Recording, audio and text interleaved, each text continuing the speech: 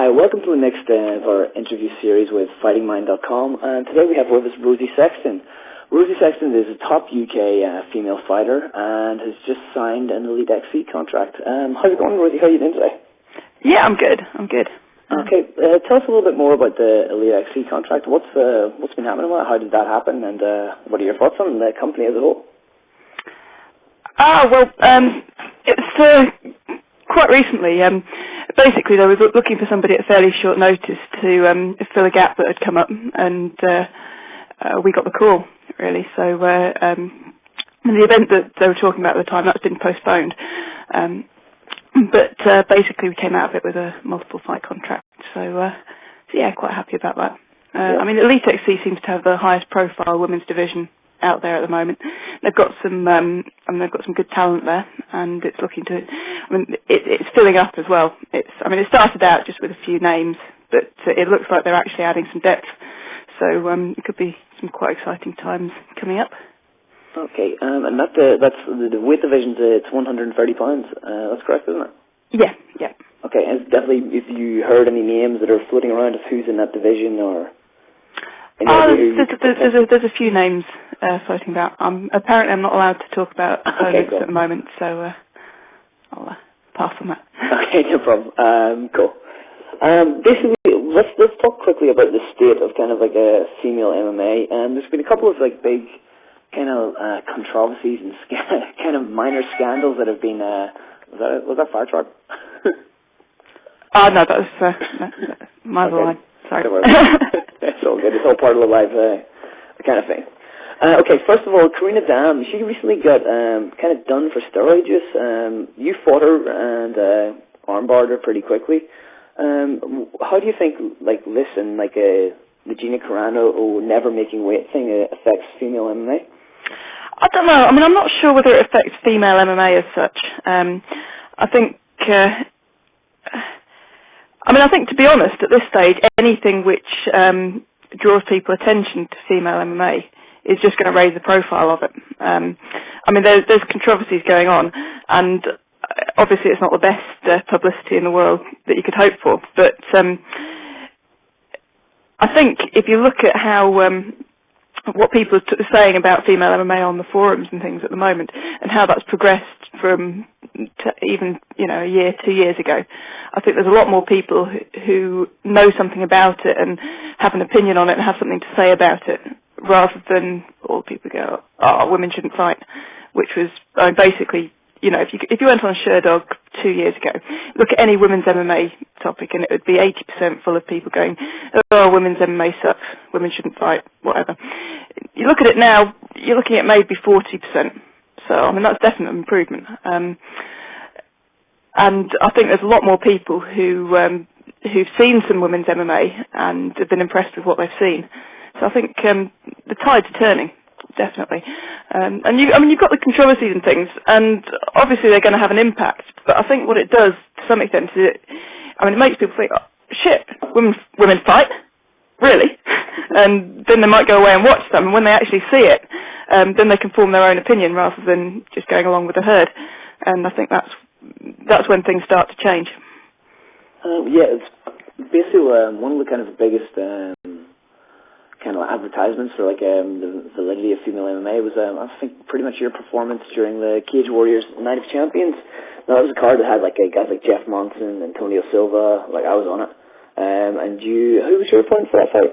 That was Dana van den Hooven. Dana van den Hooven, yeah, and that was pretty much the best fight of the night. I know I kind of completely screwed my warm-up. Thank you very much. It was a great fight, and it was pretty much, and that was in a fight full of UFC veterans, like Mike Bisping was there, and that was a great fight for anyone who saw it, Thank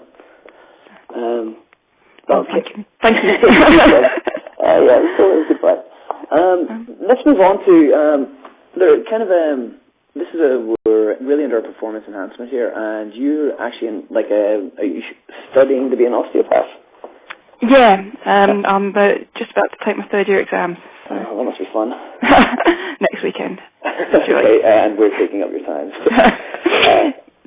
What is osteopathy, and has it helped you in any way with regards to training and kind of dealing with injuries and that sort of thing? I mean, osteopathy is basically hands-on manual therapy. It's similar to physiotherapy in a lot of ways. The emphasis is a bit different.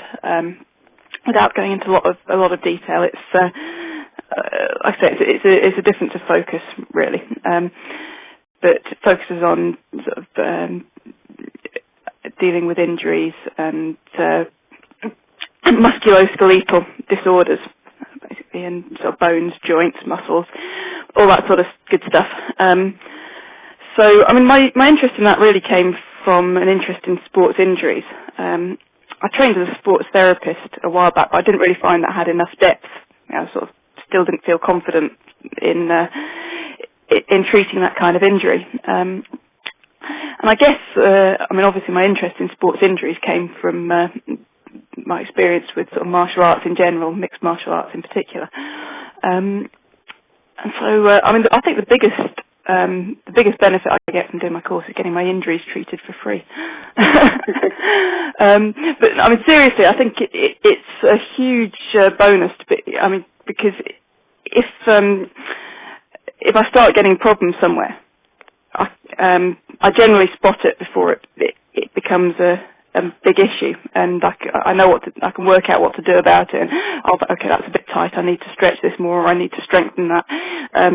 And I can deal with them while they're still like small niggles, rather than waiting until they develop into a fully fledged injury. And I mean, I think that's a definite plus, because I mean every fighter gets injuries.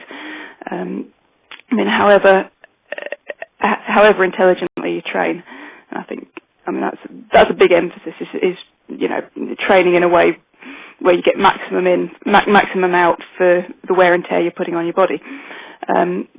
But even with that, then you're bound to end up with sort of the odd thing here and there, and knowing how to deal with that in a constructive way is a huge bonus. I mean that, and I think also the knowledge of the anatomy and physiology has been a big help.